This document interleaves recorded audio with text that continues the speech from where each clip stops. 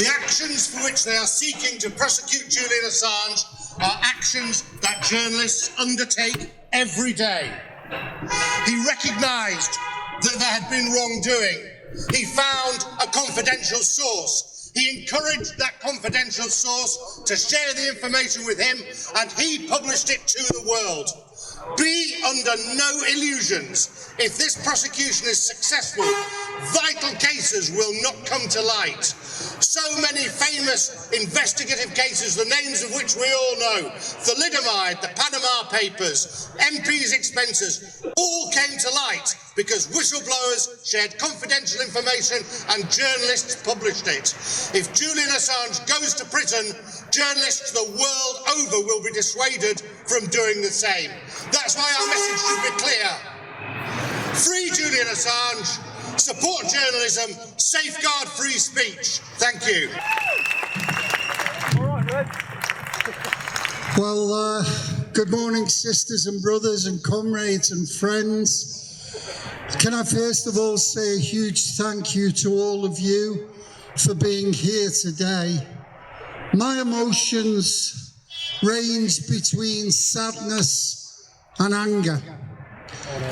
This man who's done absolutely nothing wrong has been persecuted for years and years and years. He spent over 5 years in the high security Belmarsh prison. I had the opportunity, along with Jeremy Corbyn, to visit Julian in September. And my blood boils at the idea of the establishment, both in America and of course the poodles that we have here in our own government, persecuting him. For what reason? He's not been charged with anything. He's simply told truth to power. And that's what this is all about. This is about the American establishment and indeed the global establishment making it absolutely clear that they have no intention of being accountable for their criminal actions. None whatsoever. They see themselves above any law. And anybody who attempts to expose, as Julian did, what they are doing, they are relentless in their pursuit against them. And the only thing we can do is to protest, is to raise our voice. And there are millions throughout the world who are supporting Julian's demand for freedom. That's why your presence is so very important. And you know, I have a great belief that people power can make a difference. I have a belief that when ordinary working people join hands across nations and across oceans, that anything is possible. And that's what we must believe. Keep fighting for justice and it will prevail. Thank you, comrades. Jeremy, it's great to see you again. We've got a small camera today because there's so many big cameras that should have been around for Assange a lot earlier on. You heard what I said about that? Indeed I did, and that's why we're always here to cover these matters. Sure. Okay. And right, for us, it's imperative that people do stand up and say the right thing. You're still standing as an MP in Islington North, and you've served the community in Islington North for decade upon decade. So we know that in your own heart, you can see when someone else fights for decade upon decade for freedoms and rights for people. Then you've come here today and you've made it absolutely clear to the mainstream media, and that's what our angle is. We're independent, but we do know the mainstream media is simply turning a blind eye to what's going on. What really is the answer that individual people can take when it comes to observing or not observing what the mainstream media is doing? What action can individuals take? Recognise that the technology now available to us is incredibly powerful and incredibly sophisticated, and it can be the birthplace of a genuinely independent global media, a genuinely independent access to a global media as well. But, and this is a big but, what many of us often fail to appreciate is the strength of the very small number of companies such as Facebook and others that own access to Facebook, access to Twitter or X as it now is, and also use algorithms to direct us into the areas of news that we want. So when people get up in the morning, turn on their computers, they think they're independently surveying the news they want to read. No, they're not. They're being told what to read by somebody that's created an algorithm that sort of fits their profile and gives them the pressures and influences wanted. Some of this is purely commercial, but a lot of it is also very political, and that's why we've got to look very carefully at the way election campaigns have been conducted in the United States, in Australia, in France, and in this country, because the political implications to this degree of power are absolutely huge. Even further afield for people, I mean, we used to go around to cafes or a public house or somewhere, there was a lot of this going on, but there seems to be a lot of restraining on people and forcing people also to go to such devices where they will get information that clearly isn't untrue or that clearly isn't presenting the truth. What about social values for people, meeting up and discussing such matters?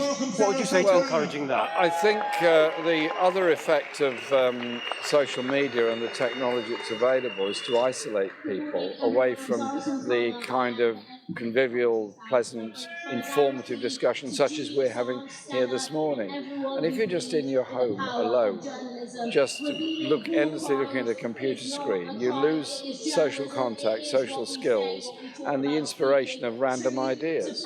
And so, whilst I recognise the physical advantage of having Zoom and online meetings all the time, it's much better if people actually talk to each other. Human beings are basically social animals, but what we're being turned into is online consumerists.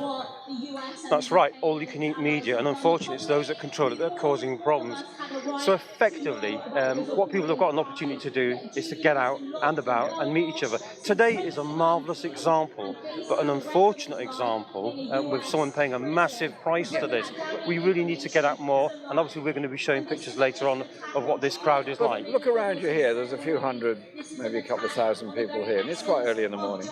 There are people here who come from all sorts of political backgrounds and ways of life. They're going to meet other people today.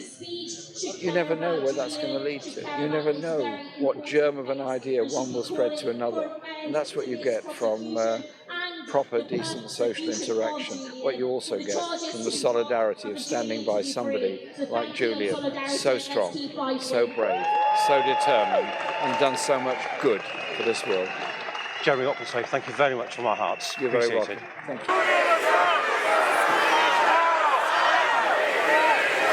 He was one of the very first MPs to take up the case of Julian Assange. He's one of the hardest working MPs for the cause of Julian Assange. He is the former leader of the Labour Party and the People's Prime Minister, Jeremy Corbyn.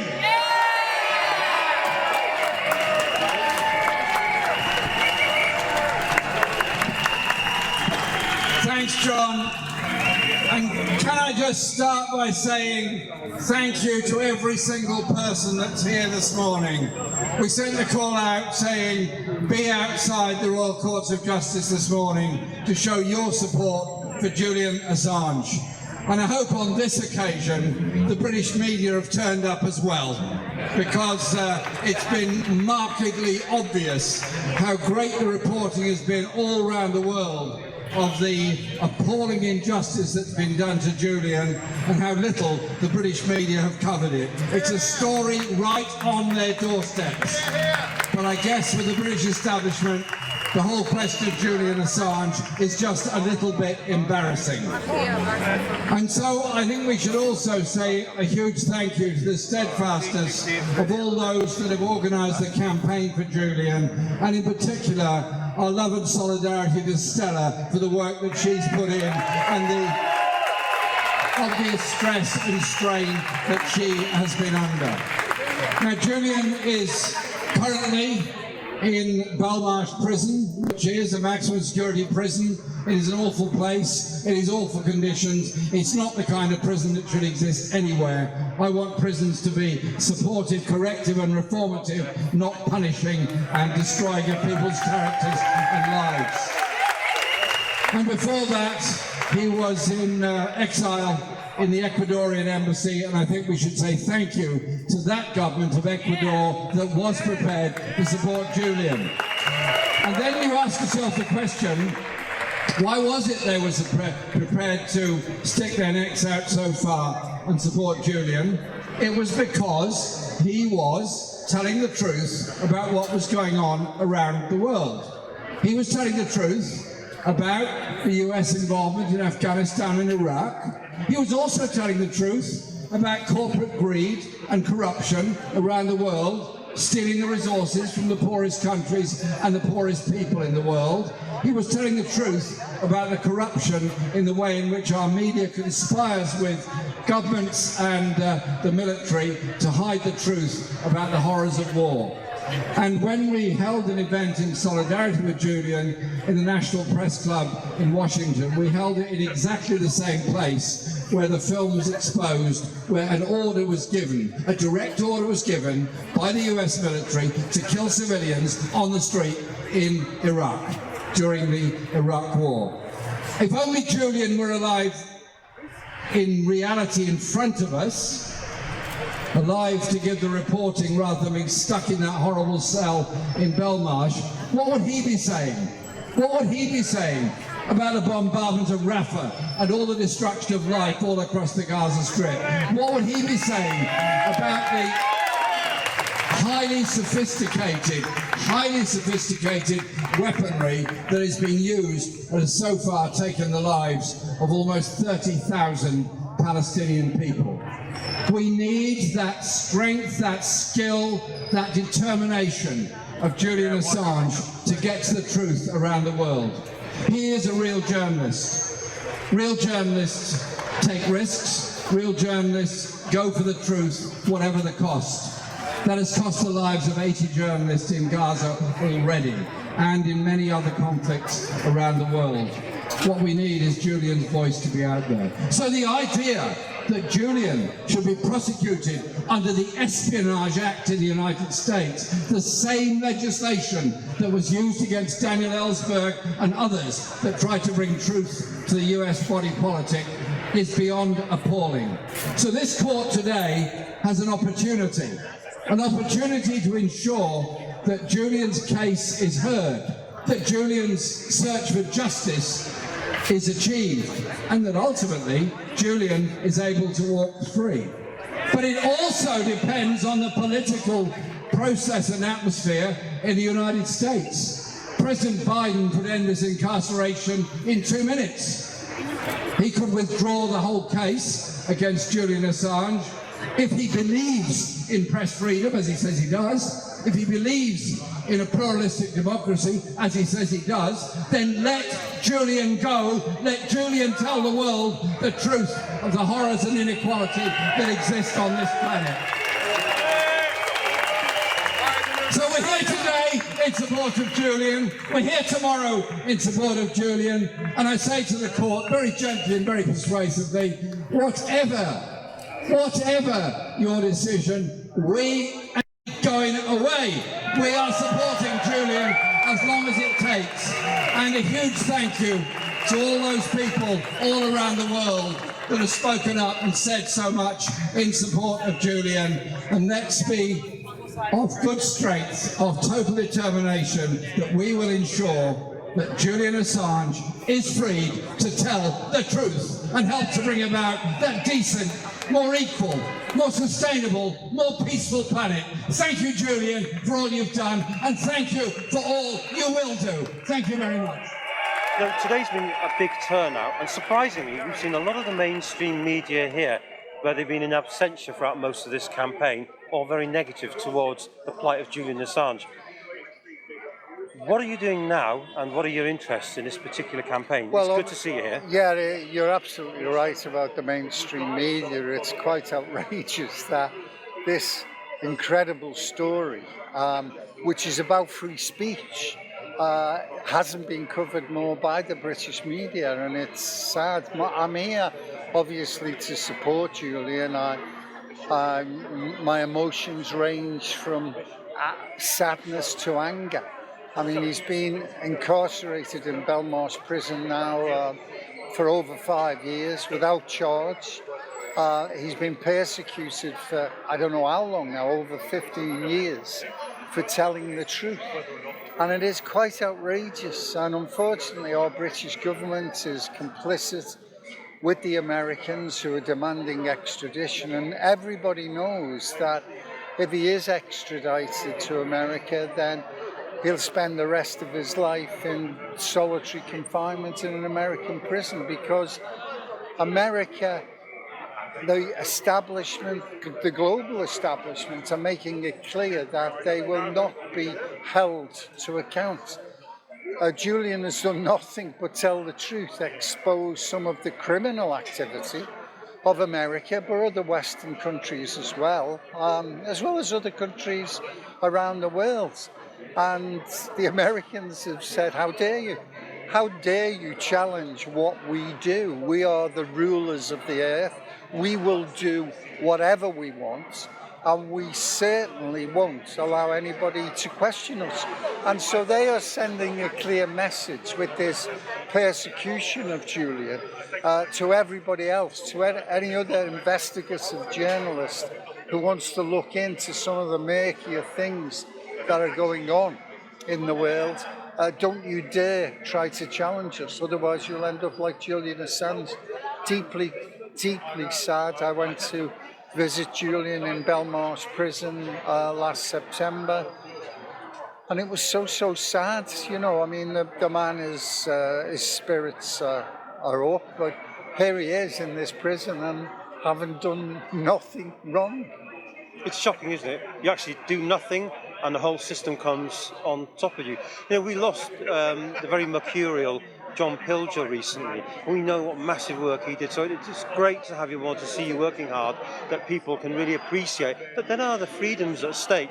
You know, you were the boss of an almighty union, everybody knows that, and we know the work that you did was phenomenal. I mean, you really packed out huge, massive solidarity marches up and down the country. You know, so bringing yourself to this cause is a lot of hope for a lot of people. Well, yeah, obviously, my mind goes back to the demonstrations we had outside the Ecuadorian embassy in Knightsbridge many years ago. It must be 17 years ago. I was there to support Julian, and it just beggars belief that it's gone on so long. And of course, it's like everything else. You because you've got so many other things involved with in your life, things get pushed to the sidelines. And I'm just shocked that it's been so long, and we've had to experience all these years of persecution. I can only hope that. I mean, people talk about British justice. I'm not confident, I have to be honest, but you never know. And the fight goes on. We're going to make certain that our sisters and brothers in America are aware of what's going on, just in case it goes over there and Julian has to be extradited. But we'll keep fighting. Where there's fight and hope, then you know, you just got to keep believing. Len, what can I say? Thanks very much for the work that you do, and we'll carry on doing our work as well. Excellent. Thank you. Well done. Thank you very much. David Kurten, but wouldn't we expect him to be here as well? David, you know, we know you've tried to make a lot of effort politically and to engage with people directly, to the public directly, and that's really important because local councils won't even engage on people with international matters anymore, and central government forbids it. They're telling local councils, don't engage with people regarding international politics. This is international politics, isn't it? Yeah, well, absolutely. This is. You've got an Australian here in a UK prison at the behest of the USA who want to extradite him. I mean, local councils should be concerned with local things, so fair enough. But our national government is involved. It's on the decision of the Home Secretary whether he goes to America or whether he can leave, whether he could leave prison. He could have been set free by now if the Home Secretary had said so. And we've had 3 Home Secretaries since he was put in Belmarsh in 2019. So really, it's absolutely appalling what our national government is doing and how they haven't intervened in this case. Why do you think they haven't intervened? It could be because they have to do what America says, which is quite frightening if that is the reason. It may be because they don't want to, because they dislike Julian Assange himself, which again is no good reason. I don't know the actual reason, but whatever it is, it's terrible. Anyone with any decency can see he shouldn't be kept in prison. Well, that's the strange thing. He's actually been kept there without charge. And when he was actually taken before Westminster Magistrates Court, when he was first extracted from the Ecuadorian embassy, the magistrate in question actually was very critical of him, and he didn't believe him. He belittled him very much, that his story that the Americans might come along and get him. Truth of the matter is, he's been delivered almost, bar this hearing, to the Americans. Yeah, to American he has. justice. He has. He shouldn't be in prison. I mean, he's not done anything wrong in this country. There's no charge against him. There was a charge, I think, a rape charge in Sweden, but that was dropped. So as soon as that was dropped, he should have been released at all. He had the maximum bail. The justice for skipping bail, as it were. That was a year, which he would have done 6 months. Yeah. However, they've kept him behind. Now it should be obvious to people what really is going on. But the question is, what are the motivations? We need to know what those motivations are, because does it not mean that our individual freedoms are seriously at risk if governments can just hand us to another government? Of course. He's just using his free speech. And if we can't use our free speech, and if we can't call out wrongdoing by people in governments and people in the deep state, then we don't have any freedom, and then we are beholden to tyranny. So this is such an important case. He has to be set free, because otherwise you've got this country is no longer sovereign in what it can do, free speech is gone, and journalism is gone. You can have some kind of small level of journalism where you can question things that are approved by the government, but then you won't be allowed to question things or report on things that the government doesn't approve. And that is a very dangerous situation. The people should be sovereign, not the government. The government is put there by the people in order to make sure things run smoothly. They're not there to take away our freedoms, and that's what's happening in this case. More importantly, David, you're very sharp. What are you doing yourself, and politically, what do you see a solution could be for this? Well, I want him freed. If I were in power, and I lead the Heritage Party, we're going to put as many candidates as we possibly can up for the general election, which is going to be later this year. If I were in power, he'd be released on day one. What values do you think the Heritage Party can offer people regarding matters of freedom? Well, free speech and liberty is one of the key sections in our manifesto. So what we say is these are our ancient freedoms, our fundamental freedoms: freedom of speech, freedom of expression, freedom of assembly, freedom to protest, freedom to trade, freedom to travel in your own country. Those are all things that should not even be questioned. And it's not a question that I would re-establish them. I just assume that they are there for all people, for all time. But what we have in the last few decades is something very dangerous, is that successive governments have tried to undermine those freedoms by changing society and inverting our society from a place where we assume you can do anything you like unless it's specifically prohibited, to you can only do what the government says you can do and what the government approves that you can do, which is like the Napoleonic system. This is not the English, Scottish, British system, and we need to get that back, and that is fundamental to our society.